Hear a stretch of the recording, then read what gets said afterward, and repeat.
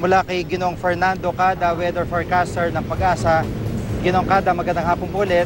Yes, maraming salamat po. Magandang hapon po ulit, Sir Jiggy, at sa ating mga kapuso. Opo, at dito nga po sa malakas na pag-ulan kanina, pwede niyo po ba kaming bigyan pa ng karagdagan detalye sa nangyari po ngayong hapon? So, okay, yes po. Para sa alaman ng ating mga kapuso, kanina po, ng mga alas 2, tayo po ay unang nag-issue ng thunderstorm advisory.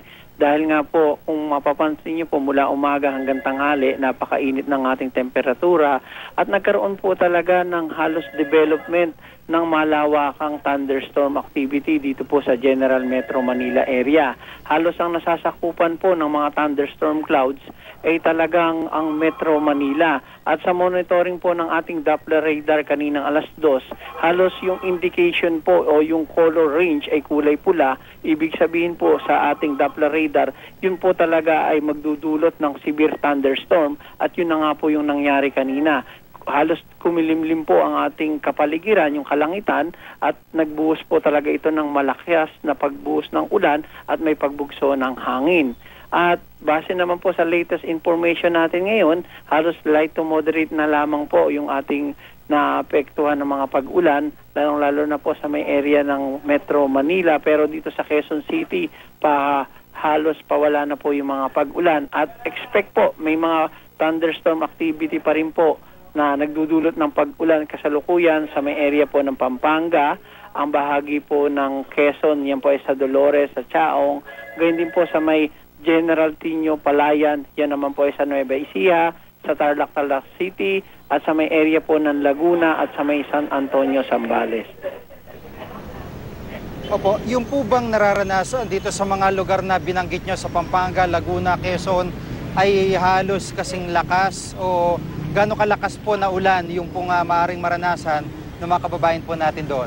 Hindi naman po ganong kalakasan, nasa moderate rains po ang dudulot na pag-ulan na sanhi ng thunderstorm. Ang nangyari po kasi kanina dito sa Metro Manila, halos yung tinatawag nating thunder cells, yung mga series ng mga thunderstorm o pagkidlat pagkulog, talagang nakatapat sa Metro Manila. Kaya biglang buhos na ulan na parang akala natin ay may bagyo. At yun na nga po, talagang malakas na pag-ulan at talagang nagdulot na nga po yun ng mga pagbaha kahit halos yung pong paulan ay nasa 1 oras lamang at nagdulot po talaga yon ng mga pag-traffic. Opo, at sa monitoring nyo po sa Doppler radar, kumusta po? Marami pa ho ba yung mga bahagi na kulay pula na binabanggit nyo po kanina?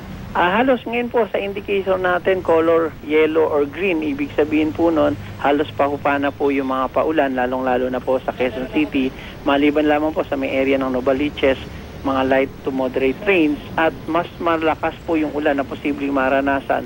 Dito po yan sa may area po ng Pampanga, Rizal, Quezon, Nueva Ecija, Tarlac at Laguna sa susunod po na 1 hanggang 2 oras. Pero dito sa Metro Manila, halos pa hupa na po yung paulan na dulot ng thunderstorm kanina. At asahan po natin yan sa ating halos mga susunod na araw, payo natin sa ating mga kababayan, talagang mas malimit na po maka-experience ng thunderstorm. Kaya po magdala po tayo ng payong. Pananggalang po yan sa init ng araw sa umaga at pagsapit po ng hapon, bigla pong uulan, mas maganda po na lagi tayong I am ready. Opo, ito po ay hindi pa mismong tag-ulan. Ano lang po ito, thunderstorm, Mr. Cada, tama po ba? Yes, tama po kaya. Hindi pa po ito onset ng ating rainy season at wala pa po tayo sa panahon ng tag-ulan. Ito po ay mga senyales o mga precursors lang na talagang nalalapit na po ang pagsapit po ng tag-ulan. At kahit mainit po yung panahon, yun nga po, no, talagang expect na eventually mangyayari po yung thunderstorm na binabanggit po dahil sa pag-akyat ng moisture. Yun po yung parati pong pinapaliwanag nyo dyan sa Pag-asa, Mr. Cada. Yes po, tama po kayo dyan dahil nga po naka-1 linggo na tayo ng June at sa ating pagtaya ng ating onset ng rainy season, maaaring sa kalagitnaan ng June onwards. At yung ating hangin, halos talagang dumadami na po yung moisture, kaya talagang kung mainit mula umaga hanggang hanghali, talagang mas magkakaroon ng tsansa na magkaroon ng mga pagkidlat pagkulog sa hapon po yan o kaya po ay sa gabi.